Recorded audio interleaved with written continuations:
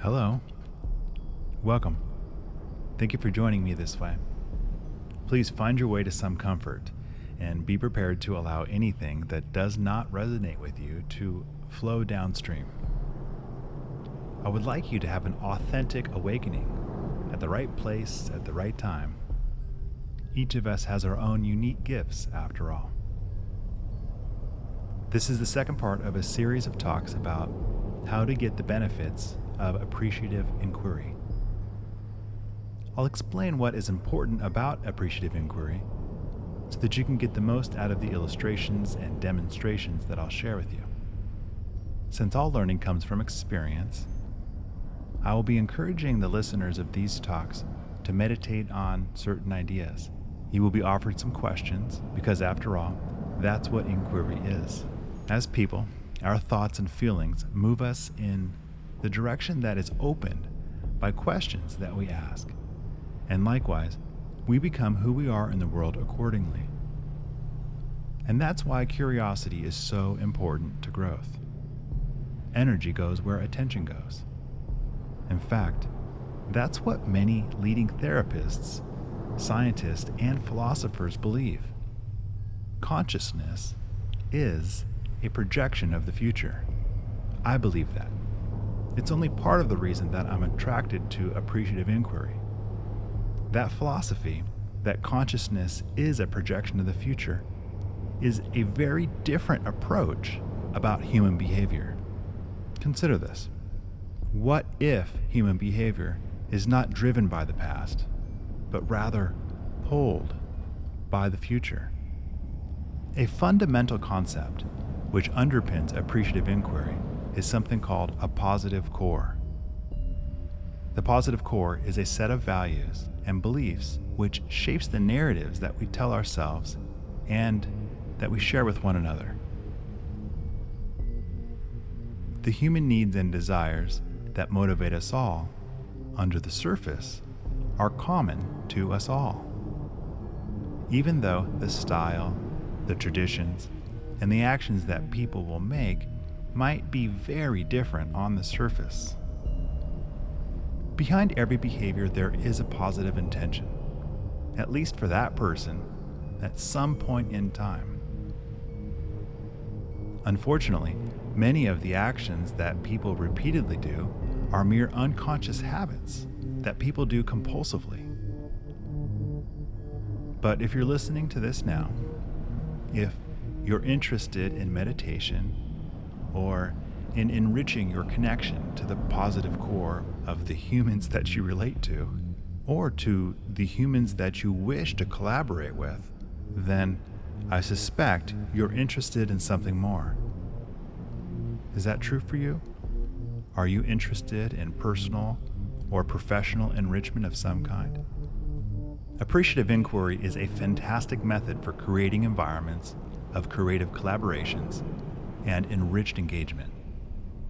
It has been successfully used in organizations of all kinds, from small groups and teams to very large corporations and international governments. Many Fortune 500 companies and the United Nations use appreciative inquiry to get things done.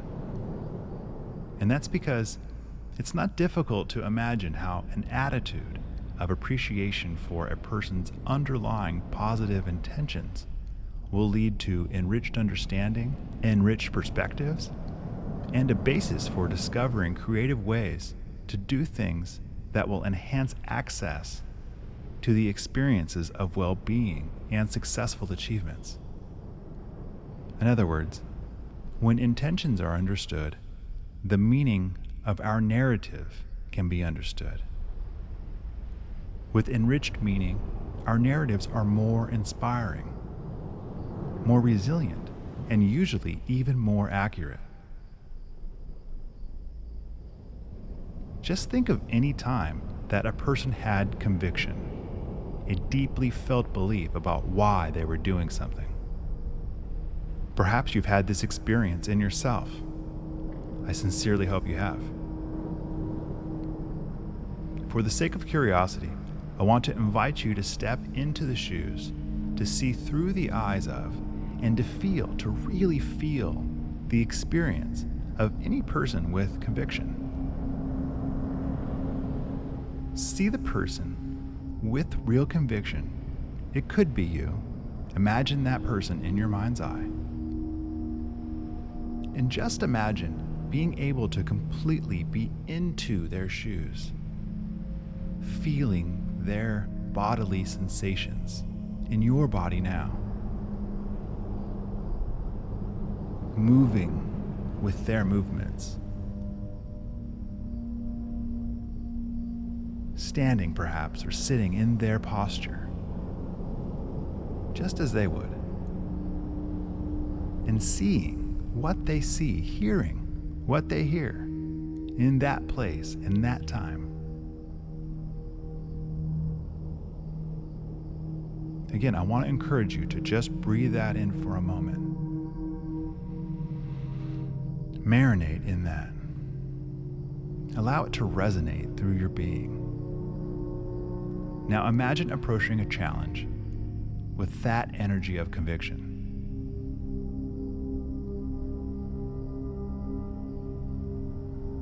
What value would that have for you? Okay, now consider some universal ways people will grow. All people everywhere are born with a naturally occurring fear of loud noises, which is actually kind of hilarious, because you can see how people love very loud things of all kinds. They love race cars and monster truck rallies and jet airplanes at air shows. And people go to rock concerts and they spend a lot of their hard-earned money and they wait in long lines to do these things. But haven't you seen the children crying hysterically at all of these kinds of events? The noise scares them, doesn't it? And then parents try to tell them that everything is okay. They teach them with treats and hugs, and they say nice things to teach them how to cope. We usually learn to cope by understanding and accepting a narrative about who we are, what is valuable to us, and the family systems and the larger human systems that we're connected to. We have motivating narratives about teams and our schools and our countries. We have motivating narratives about our religions and even human origins. Think about it. So, at first, the most important thing is to discover what you want to discover or learn more about. What do you want to enrich or expand upon in your life? And then become aware of the narrative about who you are in those moments when you were at your best, when you had peak experiences. For now, just imagine what will happen when you have harnessed these deeply ingrained forces that are driving you. What happens when people are clear about their core values and are actively pursuing that end with purpose? How creative can you become? How optimistic can you become? Or maybe it's something else driving you personally. Think of a time in all your life experience when you had felt most excited, most engaged, and most alive. What were the forces and factors that made it a great experience?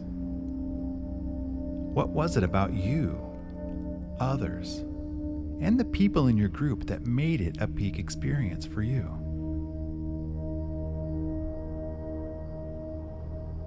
Perhaps you can imagine how this is a beginning of something beautiful. It's not hard to imagine.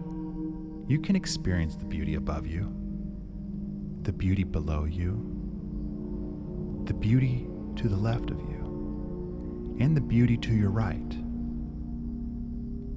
There is beauty behind you, and beauty out in front of you too. What questions are you asking? What are you open to seeing, sensing, and hearing? What are you listening for? A starting bell?